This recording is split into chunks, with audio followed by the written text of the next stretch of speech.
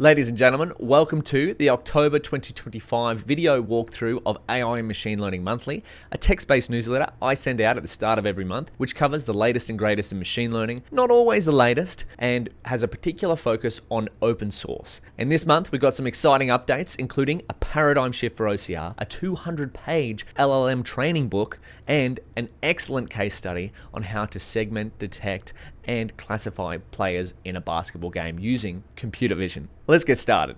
October 2025, that means Christmas is basically here. Let's start it off. I've got my work here, and I've got two quite big announcements for this month's Machine Learning Monthly. Well, my next course, Hugging Face Bootcamp, is now live on the Zero to Mastery website, Machine Learning with Hugging Face Bootcamp. I use Hugging Face basically every day, but I'm not going to talk through everything that's on here because I'll let you click through that. There's a lot of material on there already. I'm going to run the promo video. Feel free to skip that if that's not your thing, but here it is. Daniel Burke here, Machine Learning Engineer, and I'm really excited about this one. Welcome to the Machine Learning with Hugging Face Bootcamp, a hands-on, project-based course that will teach you new machine learning skills using Hugging Face. What's this face hugging thing, you ask? Well, Hugging Face is one of the most important ecosystems of the world in modern machine learning and AI. You can think of Hugging Face as the homepage of all things AI. Companies such as OpenAI, Google, and Apple all share their open source models here. And individuals like you and me can create their own profiles and begin building their AI portfolios. And it doesn't stop there. Hugging Face makes working with state-of-the-art AI and machine learning models surprisingly easy for beginners, while still allowing extreme versatility for more advanced users. You'll learn about and utilize the full Hugging Face ecosystem, including the power of Hugging Face transformers for customizing machine learning models in text, vision, audio, even a mixture of all of them with multimodal models for both inference and training. The Hugging Face datasets library to easily access, create, and share AI datasets for audio, vision, and natural language processing tasks. And finally, the Hugging Face Hub, an online platform that allows people to easily collaborate, build, and share their machine learning projects. We'll cover plenty of ground in this course, including writing lots and lots of code together. Because that's the best way to learn, right? So dive in and get your hands dirty. That's why the skills and information in this course are taught through real-world projects, where we'll customize real machine learning models with Hugging Face as the base, including text classification models, object detection models, large and small language models, vision language models, and more. I'll see you inside. Now, if I sounded a little nasally in that promo video, it's because I had a cold at the time of recording. So this is what my voice usually sounds like, what you're hearing now, and that will be throughout all the video lectures in there. So very excited to have the Hugging Face course live and ready to go. If you want to learn how to build with the beautiful Hugging Face ecosystem, go and check that out. Otherwise, I have a note for next month's November 2025 Machine Learning / AI Monthly. I'm going to be skipping it because I'm getting married at the end of November, 25th, in about 17 days from now. I'm very excited, so I do love writing these articles and making videos and reading about machine learning and whatnot, but I'm going to spend a couple of weeks with my beautiful new wife. So if you don't see me next month, it's because I'm getting married. I'm very excited. Anyway, that's enough about me. Let's get into the latest and greatest from the world of machine learning. We have from the internet. Now, there's a textbook here. This is, I haven't seen much of this. Like, you get papers which are like 6 to 7 pages, maybe 12, 15 pages if it's a longer one. But this is 200 plus pages on building world-class LLMs. Now, I haven't been through all of it, confession, because as you'll see, it's a 200-page textbook. And it's basically the 0 to 1 of training world-class large language models from Hugging Face. There we go. We've got people like Tom Wolfe, which is the co-founder of Hugging Face. And we've got why, what, how, Hugging Face heat map. I found this really cool. I want to see this on its own, you know. Look at this. Hugging Face heat map. Open models, datasets, and apps from popular AI labs in the last year. Who's winning? AI2, yeah, one of my favorite people to release things. NVIDIA, Meta, Llama, Hugging Face themselves, Qwen, which is, we've seen plenty of models of theirs in previous Machine Learning Monthlies. Google, of course, what do we got? And is OpenAI there? Apple. OpenAI is right back down at the bottom there. Mistral, I would say they should be higher. Maybe on just raw numbers, they're not up high, but from downloads, potentially. I wonder if you redid this on downloads. anyway, we're getting distracted. That's a very cool graphic. They should put this on all people's repos on Hugging Face. Every big model starts with a small ablation. That's another word for ablation, sorry. Experiment. That's what I teach in my courses is experiment, experiment, experiment. Start small and scale up when you found out what doesn't work. Designing the model architecture, what goes into that. Data curation, the training marathon. Once you've got the architecture, once you've got the data, how do you curate or how do you coordinate, For Smol LM3, we trained on 384 H100 GPUs, 48 nodes, 48 nodes for nearly a month, processing 11 trillion tokens. So can you imagine that? I run a model overnight and I get a little anxious. Processing 11 trillion tokens for a month. So this section walks you through what actually happens during a long training run, the pre-flight checks, the inevitable surprises, and how we kept things stable. You'll see firsthand why both solid ablation practices and reliable infrastructure matter. We cover the technical infrastructure of GPU hardware, storage systems, and optimizing throughputs in the final chapter. So then there's a training module, beyond base models, post-training in 2025. What do you do? So you have a base model which has a good representation of what tokens should come. Then you supervise, fine-tune, and then you run some kind of reinforcement learning.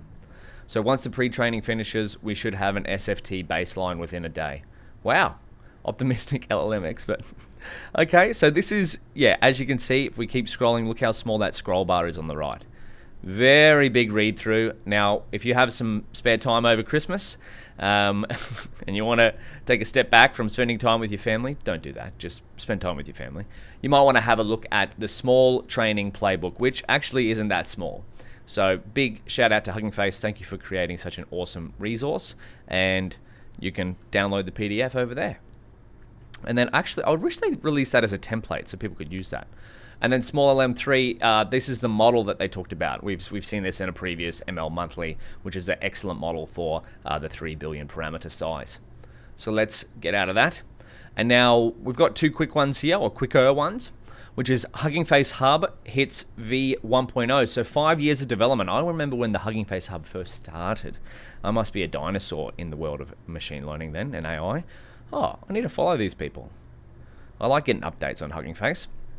So after 5 years of development, Hugging Face Hub has reached 1.0, a milestone that marks the library's maturity as the Python package powering 200,000 dependent libraries and providing core functionality for accessing over 2 million public models, 0.5 million public datasets, and 1 million public spaces. So yeah, to me, Hugging Face as a developer is the homepage of AI. That's why my next course is on that, because I go to Hugging Face every day, check the models, check the research, all that sort of stuff. Hugging Face is my home for AI. I have a client who's based in the US, I'm based in Australia, and I run all of our work through the Hugging Face Hub. Upload models, upload demos, upload, not datasets, sorry, because they need to use AWS for that.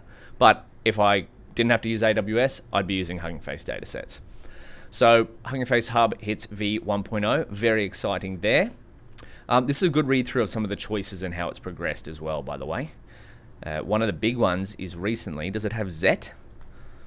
Yeah, ZET for storage, which we've seen in a previous Machine Learning Monthly, which basically makes storage a lot more efficient. But speaking of storage, this is where streaming datasets comes in. And this is another article here. Hugging Face upgrades streaming datasets. So if you're not sure what a streaming dataset is, rather than downloading, so I have a local computer over there. If I wanted to download a large dataset, such as this 305 gigabyte dataset, I'd need physical space on my hardware to store that. Whereas with the streaming data set, you can just go, hey, model, train on this data set and stream the data, which means just like watching a Netflix video or YouTube video, instead of downloading the video, it just loads what you need when you need it. And so this update to streaming data sets, so you have a batch of 100 samples, it can just load those samples, train on them, remove them, load the next 100, train on them, remove them, and so on and so on. So we boosted load dataset streaming equals true, so that's how easy it is to load, one line of code. Streaming datasets without downloading them with one line of code. I got ahead of myself there. Start training on multi-terabyte datasets immediately, without complex setups, downloading, no disk out of space or 429 stop requesting errors. It's super fast, outrunning our local SSDs. That's incredible. So streaming a dataset is faster than a local SSD. I need to try this for myself. when training on 64H100 with 256 workers downloading data. We've improved streaming to have 100x fewer requests, 10x faster data resolution, 2x sample per second, and 0 worker crashes at 250 concurrent workers. So that is incredible. Now, reading through the previous thing that we just looked at, the Smol LLM training book, what they found is once you've got your data, once you've got your model, a lot of it then becomes infrastructure. So how do you get GPUs to work all in sync to train such a large model over a month? So loading data, especially at the terabyte scale, is a major pain in any machine learning workflow. We suffered this while training Smol LM3. At one point, we had to wait 3 hours before each run to download enough data. So yeah, if you've got, let's say, 8 to 10 hours of good working time in a day and you're spending 3 of that, 30% of waiting for data to download, well then you've almost cut your day in half, right, of experiments that you can run. So streaming has always been possible in datasets library, but large-scale training with massive datasets remained a challenge. That changes today. Fire emoji. We spent a few months improving the backend, focusing on streaming datasets to make it faster and more efficient. What did we do exactly? So if you want to read how streaming has been improved, and of course, try it on your own samples. I know I've been stopped of running experiments of the sheer fact that the datasets on Hugging Face that are open source are too large for me to download locally. So, for example, there was Fine Images somewhere here before. If we go to image, Fine Vision. Fine Vision is a 5 terabyte dataset of images, which I would like to download, but I can't store them locally. So potentially streaming the ones that I want can help me with that. So big shout out to Hugging Face. Thank you for the updates of Hugging Face Hub and the streaming datasets. Up next, we have EXO sharing. This is a really interesting blog post. They connected an NVIDIA DGX Spark, which is a small deep learning computer essentially, and a Mac Studio M3 Ultra to improve latency. So let's jump into that. I like the pictures in this blog post. So we've got 2 computers here. Now, if you want to get to the stage of running really big LLMs locally, at the moment you kind of need pretty advanced hardware for someone to just have at their house. I mean, I've got an RTX 4090. It's great. It can probably cap out at running maybe 8 bill parameter or maybe 20 billion if it's in int4 LLMs. But if you want bigger ones, you're probably going to need more advanced dedicated hardware. And even an RTX 4090 is quite an advanced GPU for someone. And I know with LLM Studio, I can run really good, I'm pointing to my Mac down here, by the way. Really good LLMs locally, and it's just getting better over time. I think that's really where we're going. We're just going to be able to run really good LLMs on our local devices, and then if you need the state of the art, you go to an API. Anyway, so we recently received access to 2 NVIDIA DGX Spark units. NVIDIA calls it the world's smallest AI supercomputer. It has 100 teraflops of FP16 floating point 16 performance with 120 gigabytes of CPU, GPU coherent memory. So that's quite a bit, right? So that's 128 gigabytes of GPU RAM. With EXO, we've been running, on LLMs on clusters of Apple Mac Studios with M3 Ultra chips. The Mac Studio has 512 gigabytes of unified memory at 819 gigabytes per second, so nearly 4x the DGX Spark. But the GPU only has 26 teraflops of FP16, sorry. So if we look at the difference in comparison of head-to-head, the DGX Spark has 4x the compute and the Mac Studio has 3x the memory bandwidth. Now, where do each of these come into play? Well, what determines LLM performance? I'm glad you asked. What you see as a person, what we see when we go to a chat window, we type in something, the time to first token, the TTFT, so the delay from sending a prompt to seeing the first token. That's the time to first token. Then the tokens per second.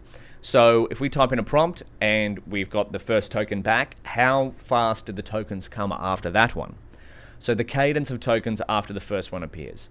Everything we do in the system exists to improve those 2 numbers. Yeah, because generally faster is better, right?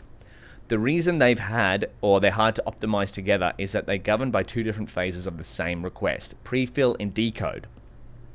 So the life cycle of a request from a user's point of view.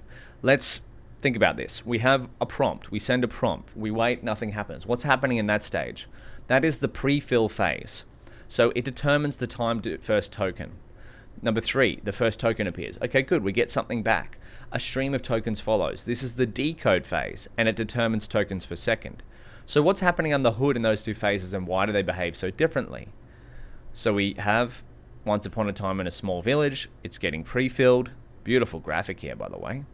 Decode lived a young boy who, so the decode is token by token, auto-regressive fashion, just means one after the other. That's all auto-regressive means. It's a fancy word for one after the other.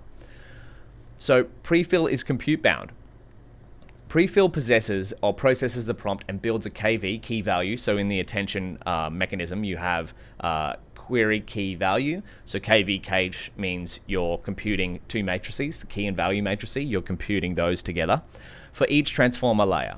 The KV cache consists of a bunch of vectors for each token in the prompt. These vectors are stored during prefill, so we don't need to recompute them during decode. So prefill, you compute the KV cache and store that. For large context, the amount of compute grows quadratically with the prompt length. O is S squared, since every token needs to attend to all the other tokens in the prompt.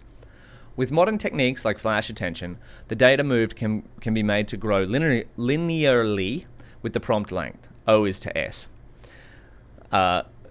So the ratio between the compute and the data moved, i.e. the arithmetic intensity, is linear in the prompt length. So it just means the prompt's bigger, the compute gets bigger.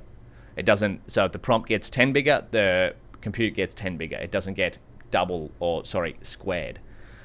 This makes prefill with large context compute bound. So the prefill is compute bound. How much compute power do you have? If you remember back to the DGX, that had 100 teraflops of compute. So what would be better for prefill? Whereas the Mac Studio has 3x the bandwidth. We'll get into the bandwidth in a second. So prefill is compute bound. Decode is memory bound. So decode is the autoregressive loop after the prefill. So autoregressive loop is, hey, I've got 5 tokens, generate me number 6 based on the first 5. I've got 6 tokens, generate me number 7 based on the first 6.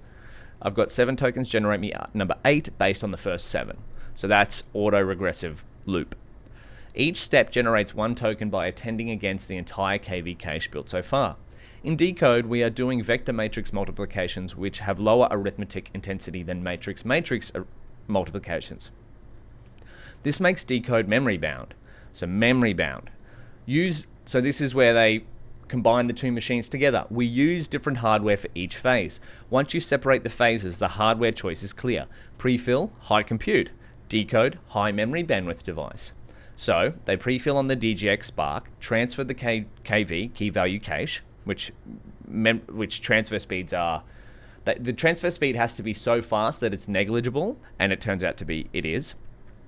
Decode on M3 Ultra. If you prefill on one device and decode on another, you must send the KV cache across the network.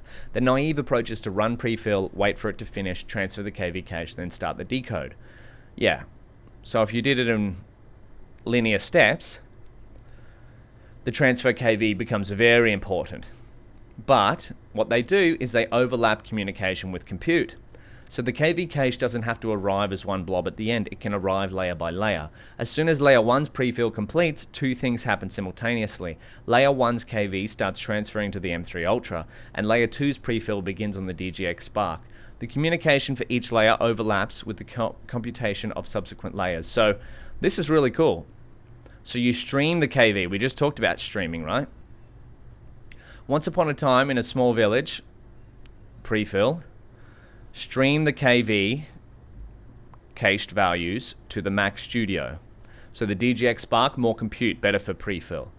The Mac Studio, more memory bandwidth, better for decoding. So what is the results? We got some arithmetic here. I'll let you read through that because the most interesting part is the benchmark results. Llama 3.1 8B, not a bad model to be running at home.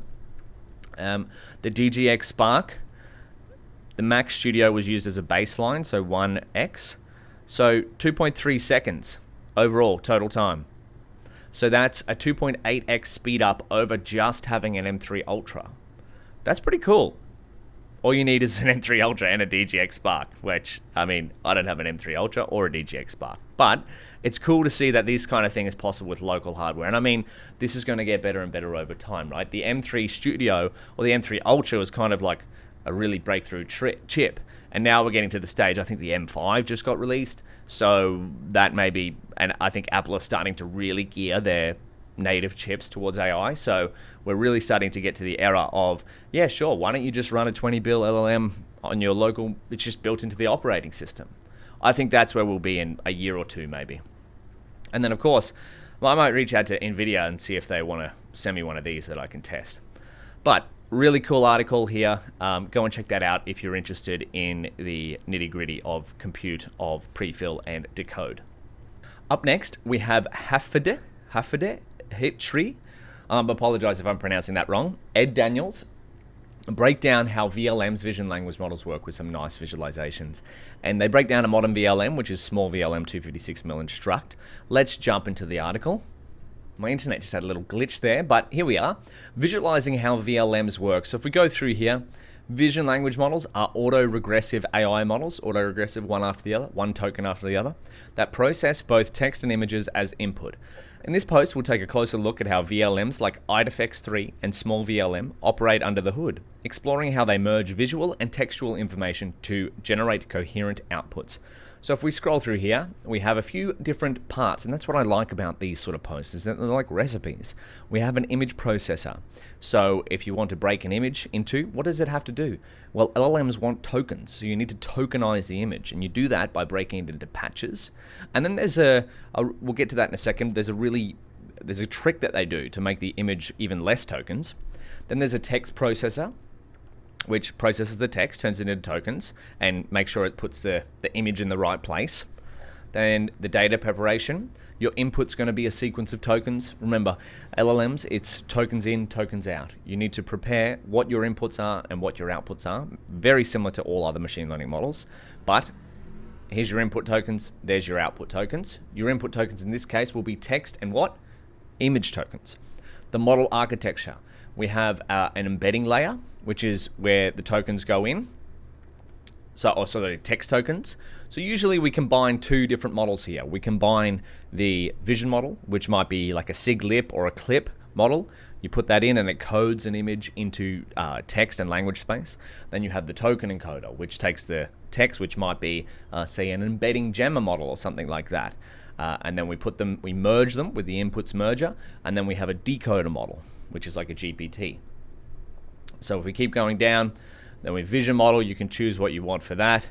2D convolution, position encoder, a lot of different words here, but I'm scrolling through this post quite fast because I wanted to get to this graphic because this is the good overall view. We have the image input, we split it into tokens or patches, then we encode those using a vision transformer or something similar. I teach that in my PyTorch course actually, how to build a vision transformer from scratch. And then there's some magic here to do a pixel shuffle, which compresses the information but makes it less tokens because, as Apple showed with FastVLM, you can compress the vision tokens quite a bit and get faster time to first token, which is all about the user experience. Then we have a linear layer, which converts it into the language space or the tokenizer space of where the text input gets tokenized. So you want to now be able to combine your vision inputs and your text inputs and pass it to an existing LLM in this case, which is a decoder. A decoder means it can just decode one by one into small LM2, the hugging face emoji. Woohoo! So very cool blog post here. And oh yeah, there's the magic of the pixel shuffle. Doing some magic here with permuting and applying dimension changes to tensors to reduce the dimensions but still hold a same level of information.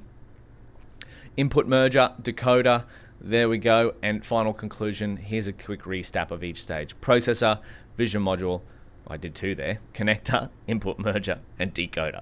So great blog post, very, very good overview of how VLMs work. But of course, if you want to, I'd highly recommend going to NanoVLM. If you want to see this in the flesh, go and check out NanoVLM, which is a great way to practice building your own VLM from scratch. There we go, SIG-LIP-B and Hugging Face TB Small LM2. That's how they combine those two. This is a vision encoder from Google, SIG-LIP, and this is a small language model 2. So NanoVLM, a great project. Might be you could spend a month just replicating this line by line. Let's go back to the article. Up next, we had Peter Skalski, which is he's one of my favorite writers in the computer vision space, and technical, of course, too. So if we scroll down here, this is what Peter has built with basketball. How cool is that? So we've got a few things going on here. What do we have? We have player segmentation. We have two different teams. I'm not sure what teams they are. Maybe, is that the Miami Heat? I don't know. Maybe the Celtics. Is that their color?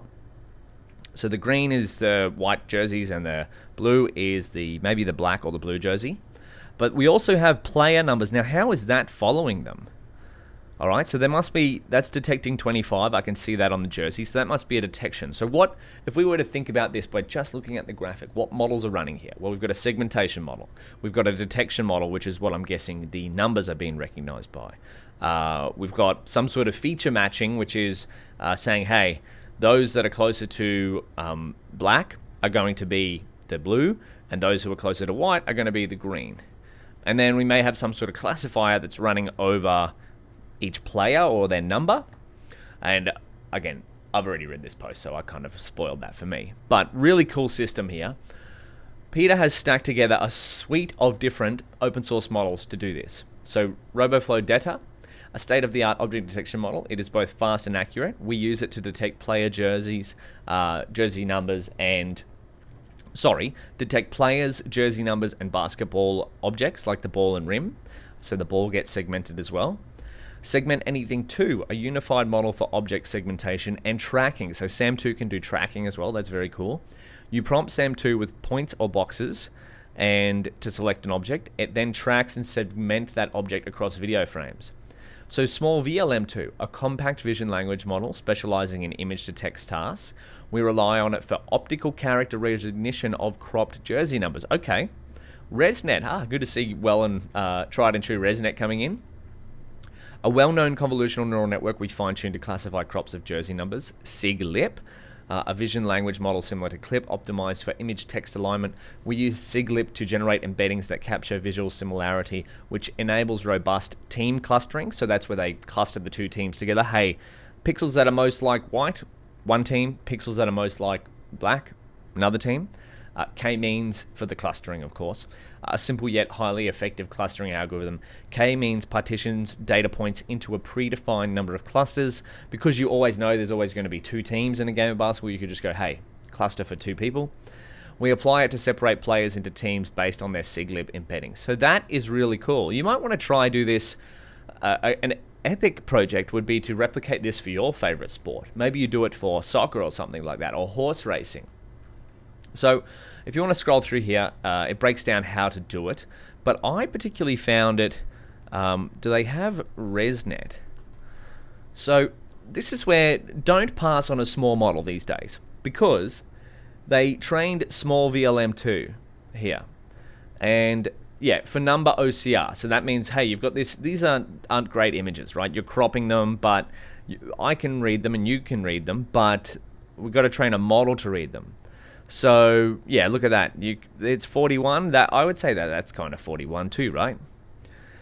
So what they did was number OCR with Smol VLM2. Let's read this. We first experimented with Smol VLM2, a compact vision language model. With its small size, Smol VLM2 is powerful and fast, which made the model attractive choice for OCR in our pipeline, optical character recognition. So we're trying to, given a cropped photo of the jersey, what number is it? So then we can match that to a team dictionary. Smol VLM2 was pre-trained mainly on document OCR, but it transferred surprisingly well to jersey numbers in basketball. Out of the box, it reached 56% accuracy on our test set. Okay, so that's probably not that great, 56% accuracy. This was not high enough. Yeah, it wasn't high enough for reliable player recognition. The model also sometimes produced implausible predictions in a basketball context, such as 011 or 3000. To improve performance, we fine-tuned Smol VLM2 on a custom data set of jersey crop numbers collected from the 2025 NBA playoffs. The data set contained 3.6K images.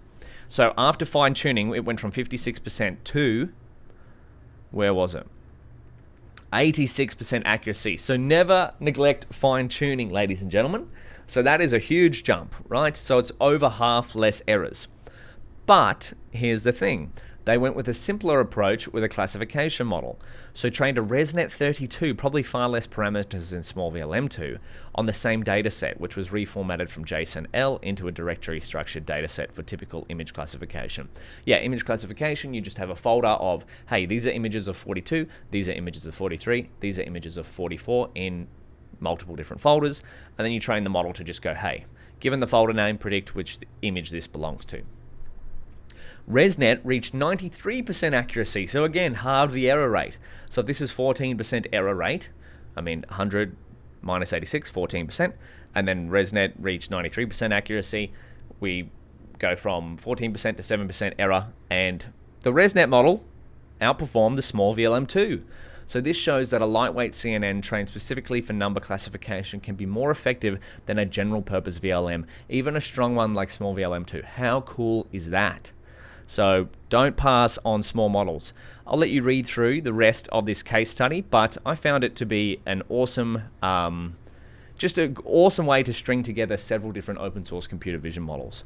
So probably the next step of this pipeline, I would say this is kind of the working prototype, right? But you'd probably want it to be faster. So that's where efficiency would come in. So on an NVIDIA T4, it runs about 1 to 2 FPS, so frames per second. So you couldn't have this running real time for now, but in the future, you might train more specialized models that can run faster than the general models on that. I'm not sure, but that would be a longer term project than just, hey, I want to try track basketball players. So really cool case study from Peter, and the code is all on Google Colab as well. Up next, we've got a blog post from Thinking Machines. So Thinking Machines runs a series of experiments to see when LoRA, so LoRA is low rank adaptation, can match the performance of full model fine-tuning. So LoRA is a form of PEFT, so parameter efficient fine-tuning, a lot of acronyms here, my goodness, which is a technique where a smaller number of model parameters are trained to adapt a base model to a specific task rather than training the full model.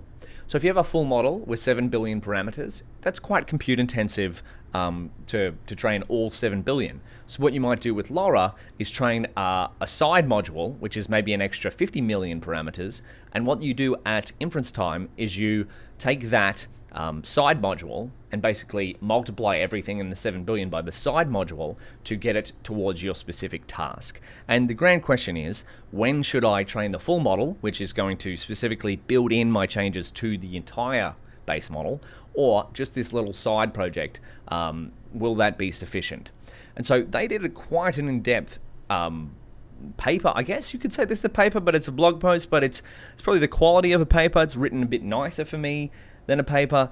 Their blog is just outstanding. They probably have another post up there. Anyway, let's go through this. What did they find? So LoRA may offer advantages in the cost and speed of post-training. And there is also a few operational reasons to prefer it to full fine-tuning. Henceforth, full FT. So full fine-tuning is full FT. So multi-tenant serving, why would you want to do this? So since LoRA trains an adapter, i.e. the A and B matrices, so an adapter, just a smaller module on the side, while keeping the original weights unchanged. So yeah, you can download a brand new 7B model from Hugging Face and have a LoRA adapter over here, 50 million parameters, and just apply it to that one. A single inference server can keep many adapters, different models and versions in memory and sample from them simultaneously in a batch way. Modern inference engines such as VLMs, and SG-Lang implement this feature. So that sounds cool. So where you could have a single base model that you know that works well for you, and then you have, say, a group of 6 different LoRAs for various use cases. So when someone comes to your app, they go through pathway 1, you might choose LoRA 1 to apply to their LLM. They go through pathway 2, LoRA 2. And so instead of updating the base model for 6 different use cases, you just train the smaller ones for 6 different use cases. Layout size for training. When fine-tuning the whole model, the optimizer state needs to be stored along with the original weights, often at higher precision. As a result, full FT usually requires an order of magnitude more accelerators than sampling from the same model does, and thus a different layout. Since LoRA trains far fewer weights and uses far less memory, it can be trained on a layout only slightly larger than what is used for sampling. This makes training more accessible and often more efficient. Ease of loading and transfer. With fewer weights to store, LoRa adapters are fast and easy to set up or transfer between machines. So I just want to show you just a perfect example of this. So Apple Foundation Model Adapters framework. So recently Apple released with their new iOS 26 foundation models on device. And this is something probably the first time I've seen someone release an actual framework for, is you can do adapter training. So if you have an iPhone, it has the Apple Foundation model built in, and say what you want about its capabilities, right? But if you're just doing small little tasks on your app, it might be sufficient rather than making API calls. So you can, with the Foundation model adapter training, you can teach the on-device language model new skills specific to your app by training a custom adapter, so like a LoRa adapter. So this toolkit contains a Python training workflow and utilities to package adapters for use with the Foundation models framework. So if we look for LoRa in here, this is exactly what they're using in Apple's Apple Intelligence adapter training. So adapter training is faster and less memory intensive than fine-tuning an entire large language model. This is because the system model uses a parameter-efficient fine-tuning (PEFT) approach known as LoRA, low-rank adaptation. In LoRA, the original model weights are frozen and small trainable weight matrices called adapters are embedded through the model's network. During training, only adapter weights are updated, significantly reducing the number of parameters to train. This approach allows the base system model to be shared across many different use cases and apps that can have a specialized adapter. So, and then they provide code to how you can train an adapter based on your own data set. So that's just an example of LoRa actually being used in Apple Intelligence, which is probably on 100 million plus devices now. So where do we go? Let's look at the results. This is a huge read through. I'm not going to go through it all, but LoRa rank, if we have a look here, we trained for a single epoch on the Tulu 3 dataset and a subset of the OpenThoughts 3 dataset. For each dataset and model size, we swept over LoRa rank and learning rate. So LoRa rank to me is just the size of the matrix, like how big is that adapter that you're training. In the plots below, we draw one colored line for each rank, where the line is obtained by taking the pointwise minimum over all learning rates at each training step. So there we go, so the rank, obviously 1 is the smallest, and then 512 gets close to the full fine-tuning, and even on the Tulu 3 dataset for Llama 3.2, the 512, the green line here for me, is better than the full fine-tuning. So that's pretty cool. You would probably look for the Goldilocks zone if you didn't want to do full fine-tuning. Maybe you pick a 256 or a 128, depending on your setups. What I would like to see in here is exact inference times or training times of the LoRa adapters. But then if we scroll down, they show 2 different points, and if I can't find them quite quickly, here we go. Discussion. The results. So we want to move beyond our empirical results to discuss some broader considerations related to LoRa performance and applicability. My goodness, I got stuck on that word. That would be of interest to both researchers and builders. First, let's examine in more depth our main result, namely the 2 conditions under which LoRa performs similarly to fine-tuning. LoRa is applied to all layers of the network, especially the MLP and mixture of expert layers, which house most of the parameters. So LoRa, you can, with your adapter, you can choose whether to apply it to all parameters of your model or just a subset few. And so they have defaulted to applying it to all layers of the network. So that's one of the conditions which LoRa performs similarly to full fine-tuning. So apply LoRa to all layers in the network, not just attention layers or something like that. Number 2, LoRa works well when not capacity constrained, i.e. the number of trainable parameters exceeds the amount of information to be learned, which can be estimated in terms of dataset size. So when number 1 is satisfied, we get similar learning dynamics to full fine-tuning at the very start of training. Then, as per 2, LoRa continues to look like full FT until we start reaching capacity limits. And so, of course, this is going to be different problem to problem, but I have found this not with LoRa directly, with capacity constraints. So what does it mean by that? It means that if you have a network with, say, let's call a LoRa, it's got 50 million parameters, we used that number before, and say you have 5,000 samples. Whatever the upsample rate is, that 5,000 into, is it 5,000 times 10,000? Yeah. So 10,000, right? 5,000 into 50 million is 10,000. LoRA might work for that. But if your data set size was 10x larger than that, so 50,000 samples, LoRA may not have enough learning capacity for all those samples. Does that make sense? Or maybe 500,000. That's probably 2 orders of magnitude higher. So that's where you'd need a bigger LoRA. You might need, if you had 5,000 samples, 50 million might be enough. But if you had 500,000 samples to learn from, you might need 100 million parameter LoRA to equal full fine-tuning. Now, I haven't directly found this with LoRA myself, but I found this in computer vision. I was working on a recent project for a client and using a small model because it had to be deployed on a mobile device. And I went too small, so the model wasn't learning what I wanted it to learn despite having a good number of samples. But when I increased the model's capacity, the learning went off the chart. In capacity, I mean number of parameters, because it had more availability to learn. So that's, again, probably not the exact same thing, but I'm just drawing parallels from the things I've actually built and deployed. So really great blog post here from Thinking Machines. If you want to fine-tune your own LLMs, I'm working on a project to do that with Hugging Face, but you can do that these days with LoRA or full fine-tuning. LoRA without regret. Thank you, Thinking Machines. I've left a typo in this article, as you can see here. Up to here, more resources. That's how you know this is not written by AI. This is written by me. I leave the typos in. Let's go into Daniel's open source AI of the month. Okay. What do we have first? So RoboFlow, on the hot heels of RF-DETR right at the start of the year, which was a state-of-the-art object detection model, now has RF-DETR Seg, which is segmentation. And look at the leap and bound it just took over here. Now, I believe this may be because of the Dino 3 V3 backbone. Maybe Dino V2. Okay, Dino V2.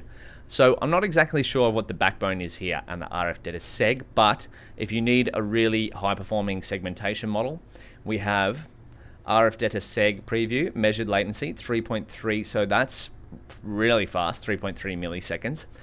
Measured map is 39.3, and then of course, as you increase the size, you increase the number of pixels you're using, you get better results over here. Of course, more pixels, more data to compute on.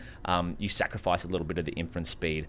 But we get the best result here of RF-DETR Seg at 432 pixels versus a YOLO 11x Seg, which caps out at about 40 map, but also 13.7 milliseconds, which is still fast, by the way, but not as fast as RF-DETR Seg. So if you need a very fast performing segmentation model, there's an example of what it looks like. Go and check out RF-DETR Seg. You can of course fine tune that on your own data set, of course. Up next, we have ModernVBERT, which is a 250 mil. That's the most attractive part to this, other than its performance, is a very reasonable size vision language retriever. So you have an embedding model, which you could embed all of the text in your documents, and you can retrieve the text. But what if you wanted to embed the image of the document? So then you can capture things like images and graphs and whatnot. So if you need a visual retriever, you might want to look at ModernVBERT. So it's at the Pareto frontier here, which means up and to the left. That's a good place to be. So there's a generic SIGLIP 2 large, which is a fantastic model. I've tried that a lot. But it seems like on this benchmark, which I look sideways to read, Vidori, video retrieval, I believe, ModernVBERT performs really well. Not as high as Colquen 2.5, but it is more than 10x smaller. So that'll run quite fast on a good modern GPU. So if you need a visual retrieval model, go and check out ModernVBERT. So they did a great study here for bidirectional or not directional, bidirectional. BERT, remember, stands for bidirectional encoder retrieval transformer. Is that correct? I may be wrong. Correct me if I've got the wrong BERT breakdown. But bidirectional, it means it reads the sequence left to right and then right to left. So they found that multi-vector, so bidirectional, still outperforms single vector. So that's a cool thing to note. Training makes the difference. I believe the data is open source. Yeah, there we go. Fully open source. All model checkpoints, training datasets, and training recipes are released under the MIT license. There we go, ModernVBERT. Go and check that one out. Thank you to the team who've released that. Oh, it's also built on the Eton architecture. So that's a new set of encoder and decoders for language that we covered in last month's Machine Learning Monthly. So really cool to see the Eton architectures getting use already. So up next, we have Rex-Omni, which is a VLM vision language model, or MLM, multi-large language model, which turns object detection, object referring, visual prompting, pointing, OCR, and I think there's 10 vision tasks that this does, into a next token prediction problem. So Rex-Omni is fine-tuned from Qwen 2.5 VL3B and combines 10 computer vision tasks into one model and is able to perform on par with specialist computer vision models. So that means models that are trained specifically on a task. The model, there's another typo, so again, you know it's human written, can handle text-based or visual-based inputs for several kinds of detection tasks. Something of note is the two-stage training pipeline. The first is SFT, supervised fine-tuning, to get the model used to predicting next token-like detection coordinates. The second is reinforcement learning via GPRO, to get the model to adhere to geometrically correct outputs, e.g. the model is rewarded for predicting the right number of boxes. So there's a demo that you can try out on your own images. Here we go here. And then I've already done this, so we'll just copy that. There we go. So I put in here, this is a breakfast I went out and had with my dad the other day. But if I put in here the text-based categories, bagel, almond butter, coffee with milk, butter, Vegemite spread, which is very important in Australia, Vegemite, predict what it's going to do, predict the boxes here. So that's a visualization. Now, can we go over here? There we go. So the boxes were quite small here, but that's why we can zoom in. So it did incredibly well here. Look at that. Coffee with milk, almond butter, bagel, butter, bagel. I'm probably covering this, aren't I? Move my head. Move me over here. Coffee with milk. And then it can also do points. So pointing is becoming very, very good too. Bagel, almond butter, coffee with milk, butter, Vegemite. So Rex-Omni is a very cool model, and I liked the paper. So if we go to here, let's have a look at the paper. I'll just move my head back over to where it was. There we go. So if we go in, it's got some good examples of how they do it. What they did is they reshaped the prediction space, or they used 1,000 different tokens to say the model, when it predicts the bounding box coordinates, because models are really good at next token prediction, they turned coordinates into tokens. So if we go down to see what a data sample looks like. Yeah, there we go. So this is examples of current detectors and MLMs. So grounding Dino, red apple, everything's a red apple. Qwen 2.5 VL, it does get the apples, but it does the group of apples. And then the optimization difficulty between detectors and MLMs. So the prediction box is classification loss for LLMs, whereas in detectors, it's a regression loss. So this box in a regression would be a low loss, but in a classification, it basically got every coordinate wrong. Even though the box itself is only a little bit off, if we had to classify these as tokens, 32, 34 is wrong. But in regression, it's only 2 off. In classification, 66 is not 69. But in regression, it's only 3 off. Does that make sense? So classification is just wrong, 0 or 1, whereas regression, it's only a couple off. So hard to optimize for that task. But if we go down here, here's what they did. Design philosophy of Rex-Omni for coordinate prediction. So illustrates our chosen approach: A, adopting a direct coordinate prediction strategy, and B, employing a quantized relative coordinate format represented by special tokens for efficient and robust spatial encoding. So in their relative coordinates with special tokens, they use 1 box to 4 tokens. So, and they use direct prediction. So person at these coordinates. Task formulation, 1,000 categories, yeah. Here we go. Text prompt: please detect pigeon, person, truck, snow in this image. Return the output in box format. And this is what comes, or visual prompting, sorry. You can do not only text prompting, you can do visual prompting. So you can say, hey, here's an example box. Give me back boxes that are or items in the image that are similar to this example box. That's really cool. And then we have the output format, which is phrase, and the coordinates. And then, yeah, there we go. Example of a task for outputting bounding boxes. So this is object reference start. So the reference task item or the reference target item person, the box is going to start at these tokens, and then you can just decode those into actual image coordinates. But these are special tokens that have been replaced in the model, the last 1,000 tokens of the vocabulary, to be specific for bounding box coordinates. And this is really cool. Here we go. Overview of the Rex-Omni model architecture. Rex-Omni is constructed upon the Qwen 2.5 VL3B backbone with minimal architecture modifications. Notably, the last 1,000 tokens of the original vocabulary are repurposed to serve as dedicated special tokens, representing quantized coordinate values from 0 to 999. So we have an image, we put it through a native resolution ViT or vision transformer, then we pass it to Qwen 2.5 3B along with a text tokenizer, and then it will output specialized tokens, which are replaced the last 1,000 tokens of the original vocab. And then we get the output there. So really cool release here. I like the way vision and language models are really colliding now. Essentially, it seems like everything that can be phrased as a next prediction or next token prediction task is getting turned into that. Up next, we have an absolute paradigm shift for OCR. Like last month, it was Christmas for OCR. It's almost actually Christmas. But over the last month, this should probably be months, we've continued to be blessed with high quality open source OCR models. So these are the trends that I've started to notice. We use synthetic data to create artificial documents, which allows a model to learn with perfect ground truth. So one of the hard things with OCR data in general is that getting old documents and writing exactly what's on them is quite hard. So what you can do now that models are quite good as baseline models is just take a bunch of existing documents and build synthetic versions of them which have perfect ground truth. So what I mean by that is you take, maybe we go attention paper, right? We have a look at this paper. We pass this, the attention paper, and we'll see an example of where olmOCR did this.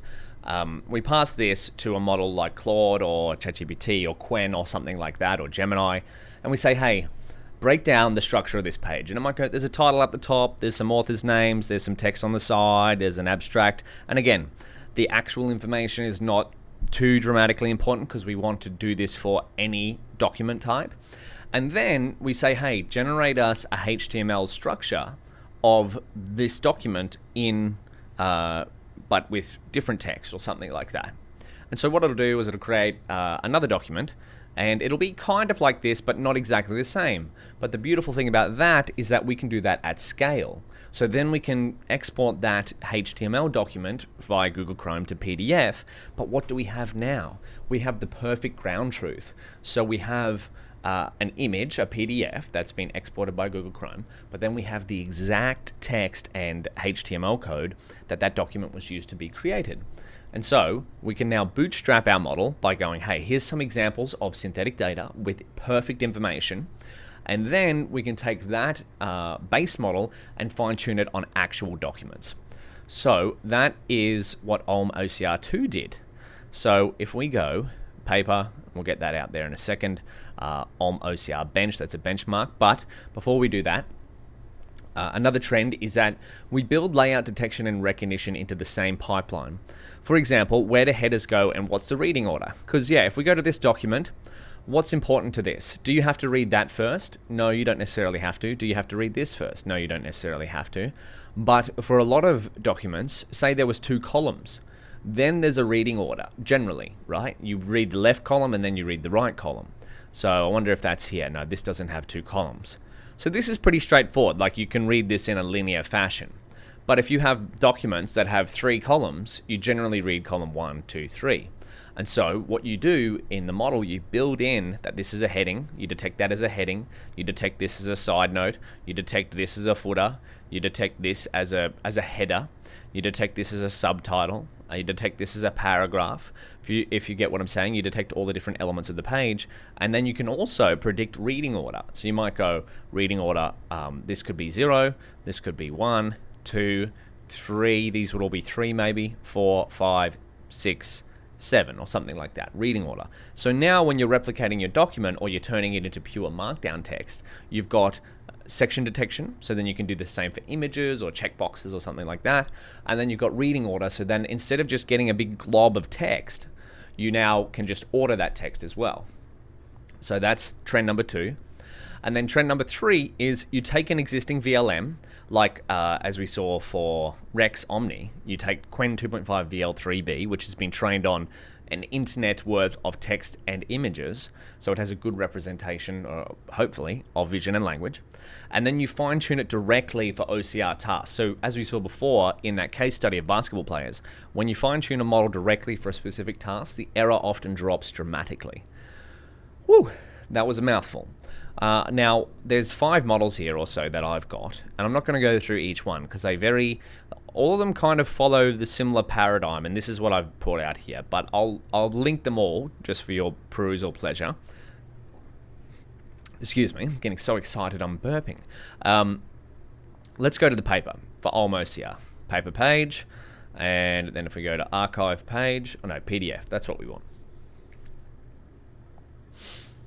So if we have a look at the openness of these models, it's a release date, October 2025, only the freshest stuff here.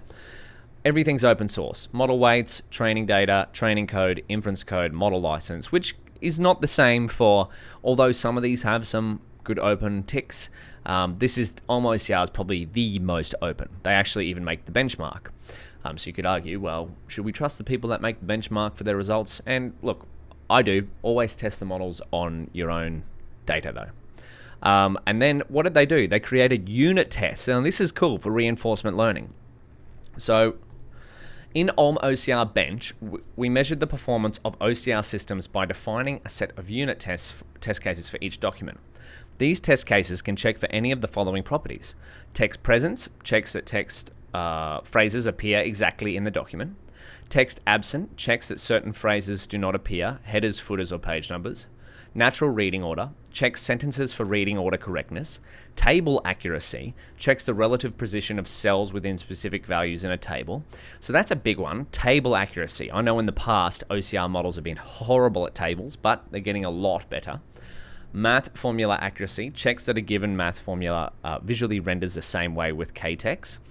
Baseline robustness checks that a long repeated engrams or non-target language characters do not appear. And so these are examples of their unit tests. So if we have the original equation, so an OCR model reading this math equation, model A might have a high math distance, right? Sorry, an edit distance. So edit distance is if we compare the pure token to token, so text to text, it has a high edit distance. So in traditional systems, you might say a high edit distance is poor performance. But when you render it, it looks better than the one that has a lower edit distance.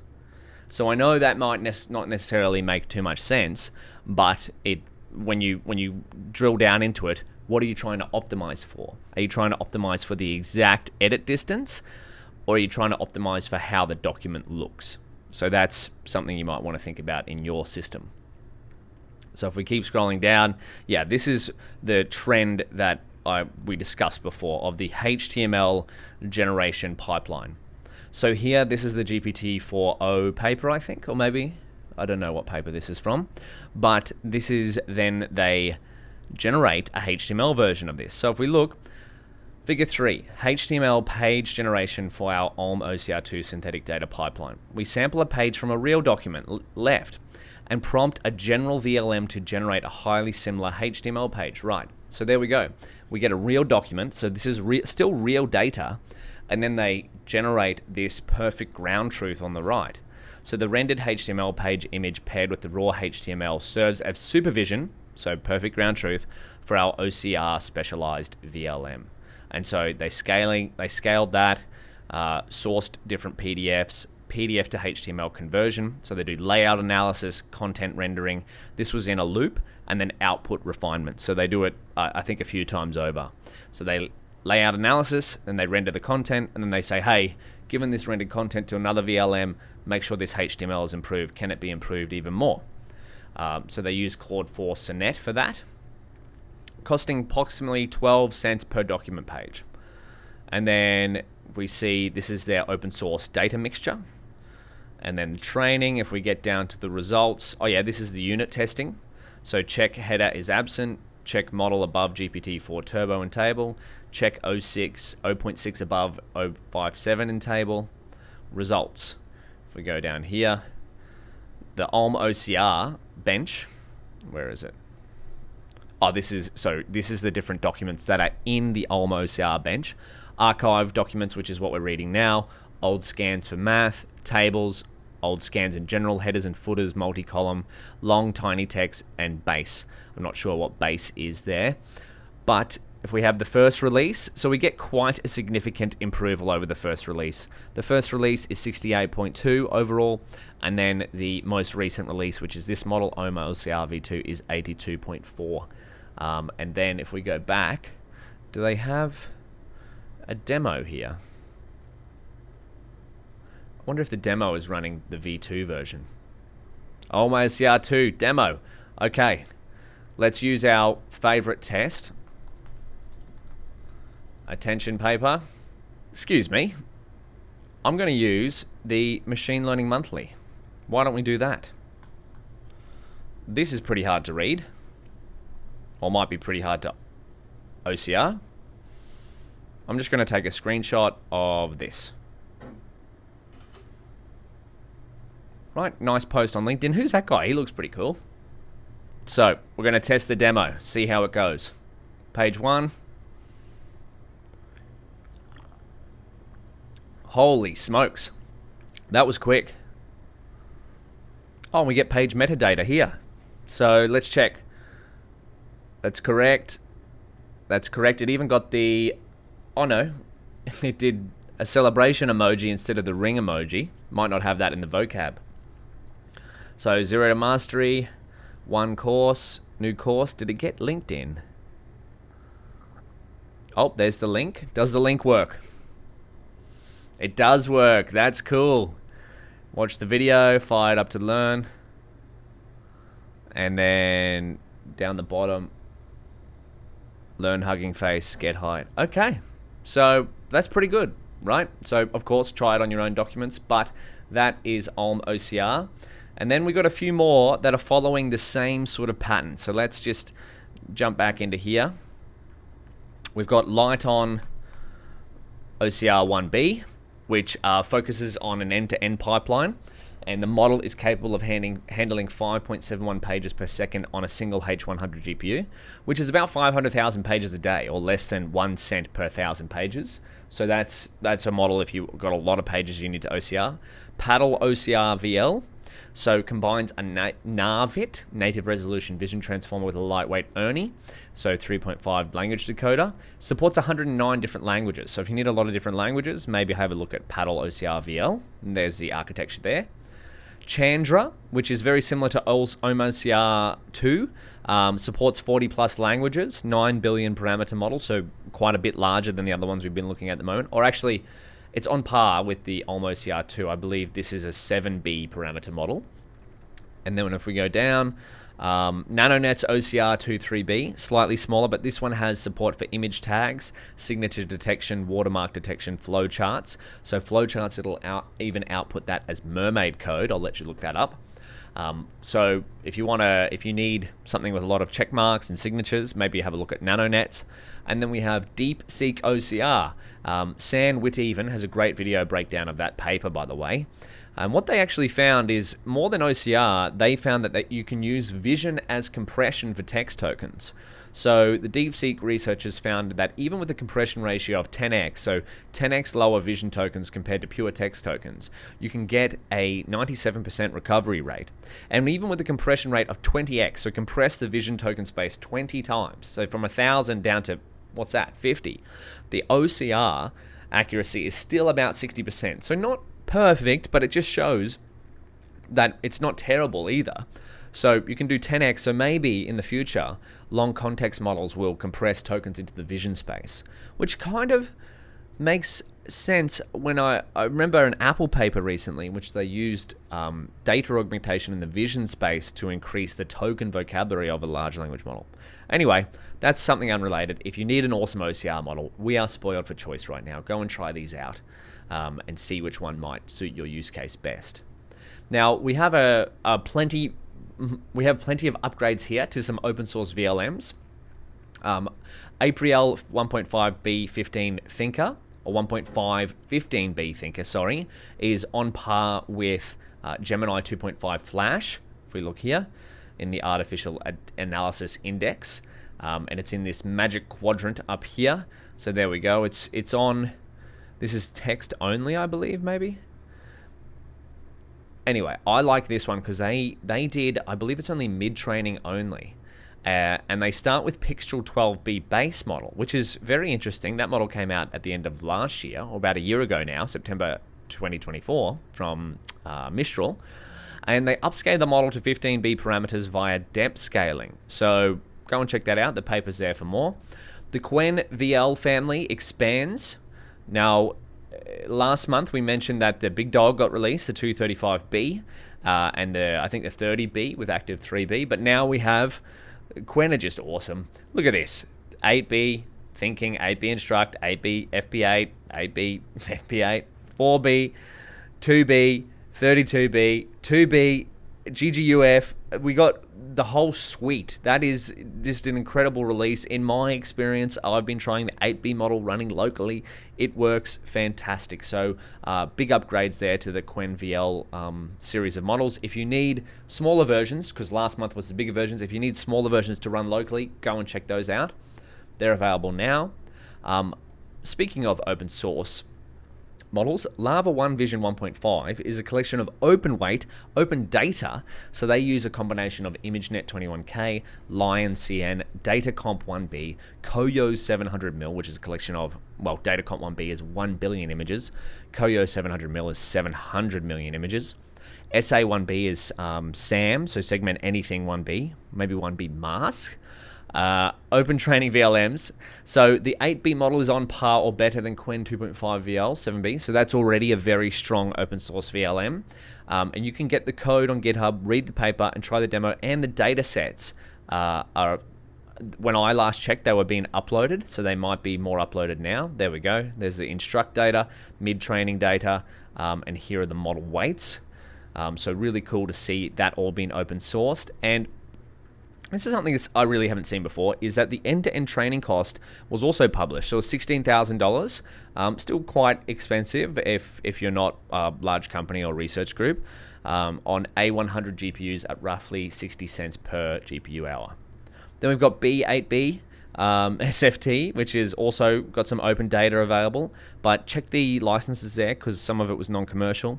ByteDance also released updated versions of SA2VA. We saw this earlier in Machine Learning Monthly at the start of the year, which is they marry up SAM2 with a large language model. So you can segment things with just text. So if we go, does it have a demo here? Maybe it will on the GitHub. So this is a model where, yeah, you can enter some text, which is, can you segment the person wearing sunglasses on the street? And then the model will return back segmentation mask here. And it's also, the masks come out quite quick because it is purely married with SAM2. So it's not generating tokens, I don't believe. It's just decoding a mask output. So really cool model here that you might be able to use for data labeling if you need segmentation masks at scale. And then speaking of SAM2, SANSA models were released, which is, it allows you, so if we go here, yeah, you can scribble on, it adapts SAM2 for semantic labeling. So what you can do is go, hey, I want the grapes, and then it'll label the grapes. And then you could draw a box on the oranges, and then it'll do the oranges in these two images. And in this case, you might do the umbrella, and then it gets the umbrella. So what you could do in this case is, say you had a large data set, like for example at Nutrify, we have a lot of food images. You might label 10 images of apples, and then use those 10 labels of apples to label the rest of your apples at scale. So because you've labeled 10, now the SANSA model, which is adapts SAM2 for semantic labeling by training an adapter module, can do that. Once you've got a few, it can now run over the rest of your similar examples at scale. Yeah, so there's the boat. We get the boat there. So really cool release, and you can try that on your own images there. There's a nice demo there. I'll just get out of these. Lovely. We have some lovely small LLMs released by Granite, or IBM Granite. We have 3B, 7B, 32B, and even in the smaller range is 1B and 350 million parameters, all under the Apache 2.0 license. So I like this in the fact that Gemma 3, I've been using that model for a fine-tuning task for a large language model. It performs really well. But now Granite 4.0 300 mil, or maybe I got this wrong. 350, maybe it's only 300 million. Might be another typo there, excuse me. Let's have a look. Did I get it right? 350 mil. Yeah, I thought I got it right. Anyway, so the graphic is wrong. This is not my graphic, by the way. But that model is slightly above the performance, oh well, actually nearly double the performance of Gemma 3 270 mil IT on the average accuracy. Now, this is something that Andrei Karpathy brought this up in the talk, and we're going to get to that in a minute, which is down here. We might as well cover that now. Andrei Karpathy went on the Dwarkesh podcast and talked about everything from AGI to self-driving cars, what teaching will look like in the future, because he is an excellent teacher. I look up to him for teaching, and also AI viewpoints. He had a great point of, let's have a look at this. How do you separate the knowledge of an LLM from the general token processing capabilities? And so what I mean by that, if you have, because I've been fine-tuning Gemma 3 270 mil for a very specific structured data extraction. Now, you don't necessarily need a bunch of world knowledge for that, or do you need just token processing? I don't know. So when you have a look at a benchmark that has, a model has more knowledge, it would be interesting to see a benchmark of pure token processing. Now, I might not be wording that right, but as in, is the knowledge a requirement? Can you decouple the knowledge of the world with the ability to process tokens? And what I mean by that is if you have, say, this entire blog post, and I just said to an LLM, hey, turn this into a JSON of heading paragraph, right? Do we need world knowledge to be able to know what a heading is versus just token processing? I don't know. But that's an interesting thing of like, how small can your model get of that ability to just process tokens while retaining the minimal viable knowledge? So that's, I don't know how to formulate that quite just yet, but I'm finding Gemma 3 270 mil is performing really well on a structured data task after being specifically fine-tuned for that. Maybe Granite 4.0 300 mil performs better if I try that out. Anyway, there's some small LLMs. They're open source, Apache 2.0. Facebook released MobileLLM-Pro, but it's a non-commercial license. However, it has int4 quantization, which I'm noticing is getting more and more common. OpenAI did this with their GPT OSSS models. It really makes the model quite small. And because I guess these models have seen so much data, the performance loss is almost negligible from the base model. Of course, if you want the best performance, use the full precision. But if you want faster performance, it's generally a trade-off, right? Quantization might be your friend. We've got a couple of cool things to finish off. OpenCode is a version of Claude Code, but it allows you to use any model, and the code is, of course, open source. So go and check out that. There you go, 100% open source, not coupled to any provider. So that's really important in the future going forward. You don't necessarily want to be coupled with just Anthropic and Claude. You want to be able to use any model that comes out on Hugging Face. Or maybe you don't, but OpenCode's available to you. Handy.computer, I love seeing small apps that are built for a very specific task. The code is available for that on GitHub as well. But what does Handy do? Allows you to speak into any text field. So the free and open source app for speech to text, it allows you to run Whisper locally, and it's open source, so you can fork it and adjust it to how you want. Maybe you build in a specific function for specific types of text. So that's a really cool example of a small app that's using open source AI models. Handy, there we go. GitHub is open source. Give that a star. Emu 3.5 is an open source image generation model, and that's going on Hugging Face, but it's on par with Nano Banana, Gemini, and Qwen Image Edit and GPT-1 for a bunch of image editing tasks. So really cool release there. So we're at that stage where we're like 3 to 4 months or 3 to 6 months of like frontier model gets released, open source version of that pops up. And yes, it is 34 billion parameters. You might not be able to run it on your local hardware, but cool to see that it is open source. OpenAI released 2 versions of their OSS models, which was for prompt guarding.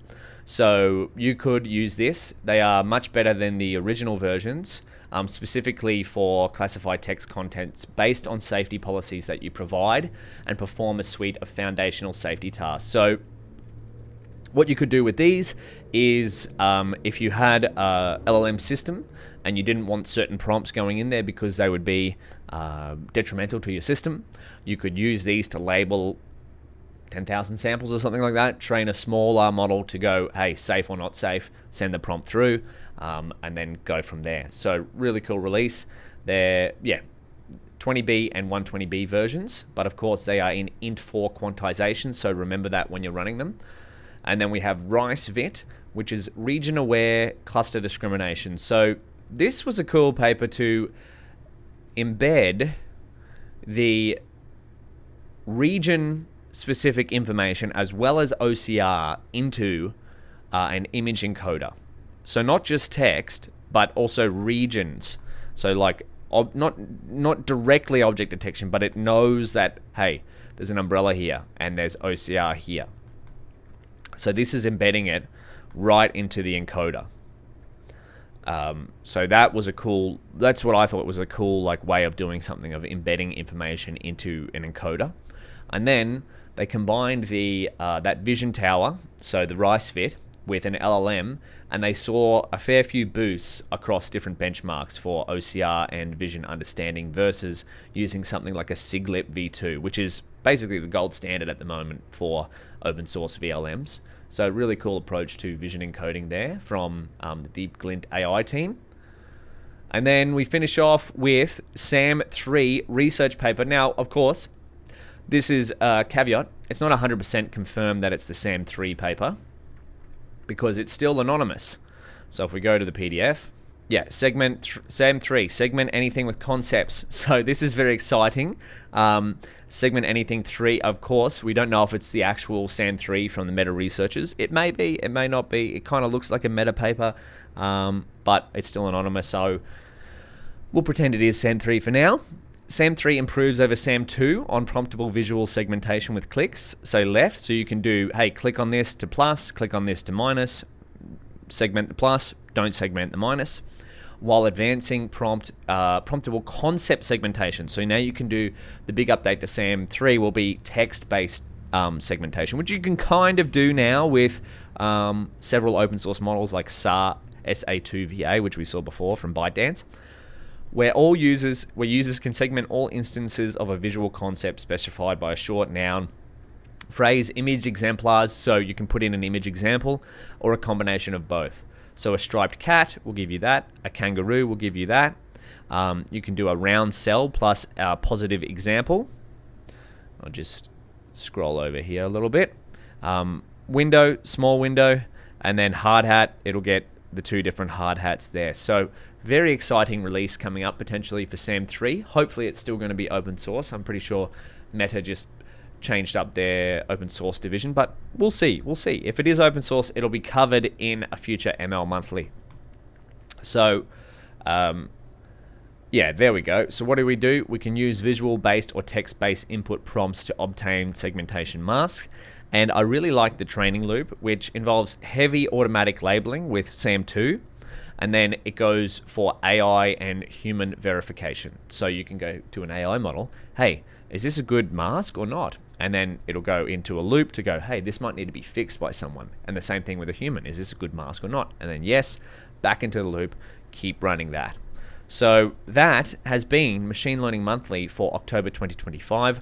Finally, of course, the talk, we kind of covered this before. I'm not going to play this, but there is some absolute gems in this entire podcast from Andrei and Dwarkesh.